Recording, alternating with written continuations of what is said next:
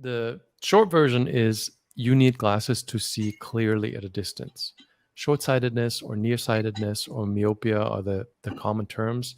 For most people, for most people that started now earlier, now it's like 5, 6, 7-year-olds, but for most people our age, it started in their teens. So not genetic, like you're not born with it, but something happened in your environment that causes you to become short-sighted.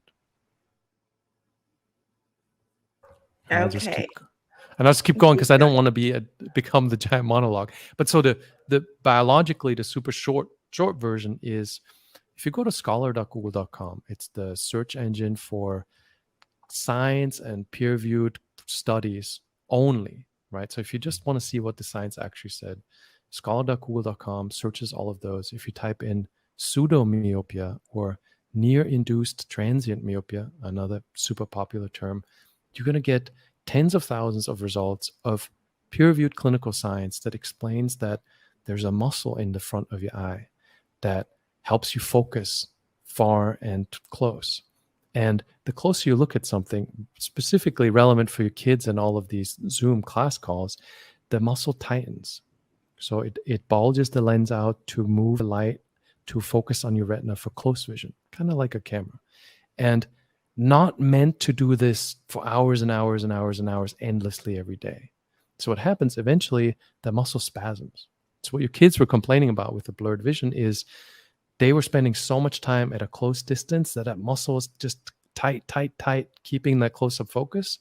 And then when they try to look at a distance, the muscle doesn't fully relax. So it doesn't return the lens into distance vision mode. So now they have blurry vision and they have headaches. If they keep doing that over and over and over again, eventually that muscle just gets stuck in kind of an in-between position. Now you take them to the optometrist because they can't see far clearly, and then they get glasses. And then the glasses called something, they elongate the eyeball. Eye is perfectly healthy.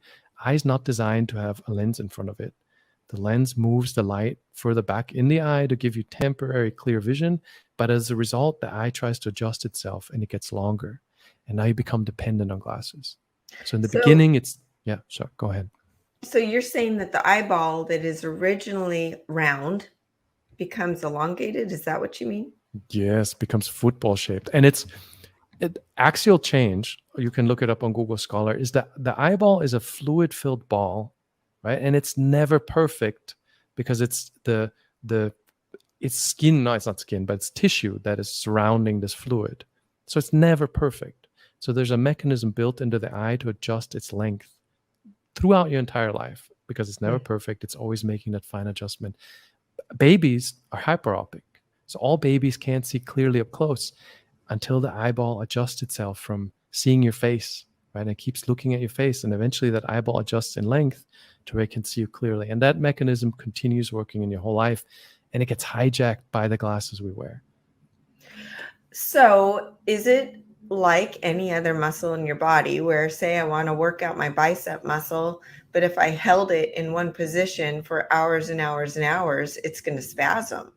Whereas I need to move it, to exercise it, both up and down, contractions and release, and then I let it rest to repair its muscle and to grow. Would that be the same? Very similar. Because the main thing here being is the relaxed part is when you're looking at a distance. 20 feet and further, that muscle is completely relaxed. So that's where you want at least, 30% or more, ideally, of your time for that muscle to be in a relaxed position. Biologically, we're designed for primarily distance vision and some amount of close-up that always varies. Right? Like if you're cooking or playing or doing stuff in the three-dimensional world, even if you're in close-up, you still always vary the distance. So that muscle's always moving. But when you're staring at a screen, that muscle's in one tight position. And it's not designed that way. And eventually it just gets stuck there.